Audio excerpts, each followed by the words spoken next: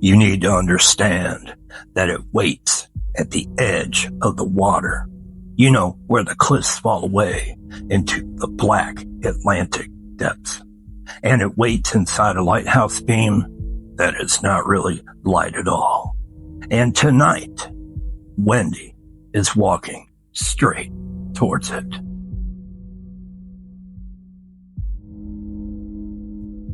Oh, the historians say the lighthouse has been operating since 1893. They say the keeper has never changed. They say the ships don't sink here. They just simply disappear. But no one talks about what washes back in. Because inside the Crimson Lighthouse, something older than vampires has been awake for a very, very long time. And Wendy is about to find out why it's been calling her name for so long. You see, the town of Greyhaven, well, it's small enough that everyone notices strangers. It clings to the cliffs like it's afraid of sliding into the sea. The houses lean inward, windows shuttered, paint peeled by salt. And the fog rolls in every evening exactly at 7:13 p.m. No, not 7:10. No, not 7:20. 7:13. Oh, and when it comes, the old lighthouse turns red. And Wendy arrived just before dusk. Boots crunching against wet gravel, long coat pulled tight, and a silver chain tucked beneath her collar. She could feel it way before she saw it. That vibration. That hum in the bones that means something unnatural has made a home somewhere it shouldn't have. She didn't come for rumors. She came for the missing ships. 3 of them in 6 months. No wreckage, no distress calls, not even oil slick, just silence. But the silence is never empty.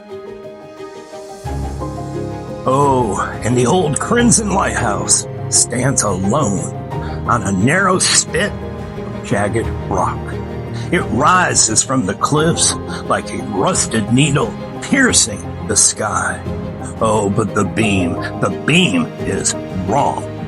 See, it isn't white, and it ain't golden. It's deep crimson, thick, almost vicious, as though the light itself has weight. And it does not rotate normally. It pulses. Wendy watched from the cliffside as it flared outward across the sea. The fog didn't disperse under it. It stiffened, as if frozen midair. She's hunted vampires long enough to recognize feeding patterns. But you see, this wasn't hunting. This was harvesting. The door to the old lighthouse was unlocked, and it groaned open like it hadn't been moved in years. And inside, oh, the air was damp. It smelled of metallic, like pennies left in rainwater. The spiral staircase wound upward into darkness. Each step echoed, too loud, as if something below was listening. And halfway up, she saw the photographs, framed in tarnished brass.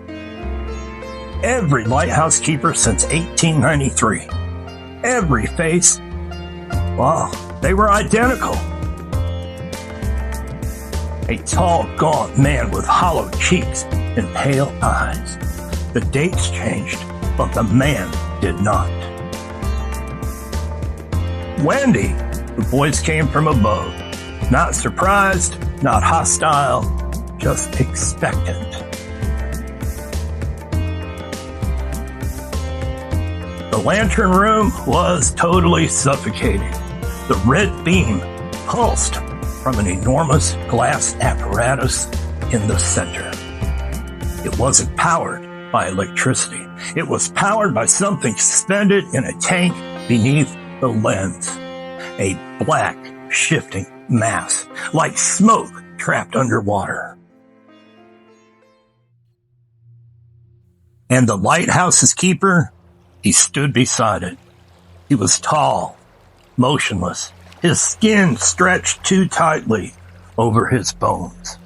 "You feel it, don't you, Wendy?" he asked. Oh, and she did. The beam wasn't light, it was sound, a frequency too low for human ears, but not too low for blood. It paralyzed the body, stopped the heart just long enough, then restarted, but weaker, drained. The ships hadn't crashed, they'd floated, crew frozen in place, while something beneath the waves fed.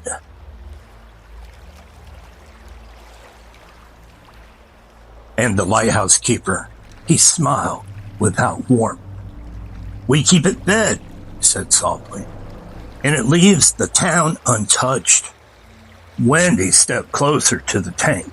The black mass inside shifted. Formless, endless, older than Fang and Coffin and superstition. Vampires drink blood. This thing drank life before blood even knew what it was. Wendy asked, "Why me?" Keeper's eyes darkened. "Wendy, it's been calling you for years." The hum intensified. The glass vibrated. Wendy's vision flickered, and suddenly she wasn't in the lighthouse any longer. She was underwater, suspended, weightless, and below her, a large eye opened. Massive, ancient, not evil and not kind either, just aware. Oh, it recognized her, not as prey, as kin. And it recognized her. No, not as prey, as kinfolk. Memory rushed back. Storm centuries ago, a shipwreck. Cold hands pulling her beneath the surface. Something pressing against her chest, changing her. Not turning her into a vampire, but something adjacent. Something designed to survive it. The vision shattered. She staggered back into the lantern room. The keeper now was kneeling. Not to her, but to the tank. "It wants you," he whispered, "to replace me." The lighthouse doesn't warn ships. It protects the coastline by feeding the abyss just enough. One keeper, just one keeper per century. A guardian, a jailer, a sacrifice. Oh, Wendy could feel the pull, the comfort, or maybe it was discomfort, the endless stillness beneath the waves. No more hunting, no more running, just silence. Wendy reached for the silver blade at her side. Oh, the keeper lunged, too fast, but not vampire fast, something worse. They crashed into the apparatus. The glass cracked, and the red beam flickered. The tank split open,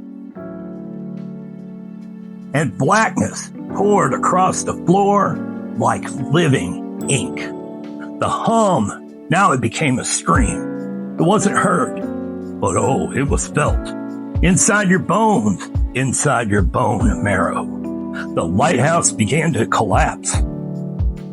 Wendy staggered outside as the tower split down its spine. The beam shattered into the sky, and the fog dissolved.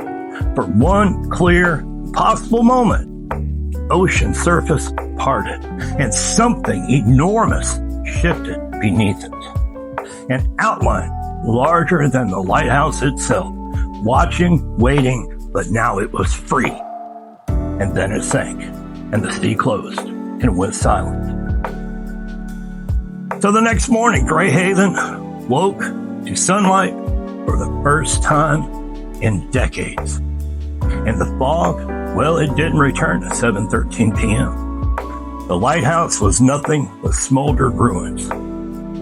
The keeper was gone, and his body has never been found. But that night, far, far offshore, a ship radioed in. The crew was immobilized, and there was a red glow beneath the water, and a frequency humming through their veins. Wendy stood alone on the cliff, listening, because the abyss wasn't what was destroyed. It only had simply moved. And now it didn't need a lighthouse, because it had her scent.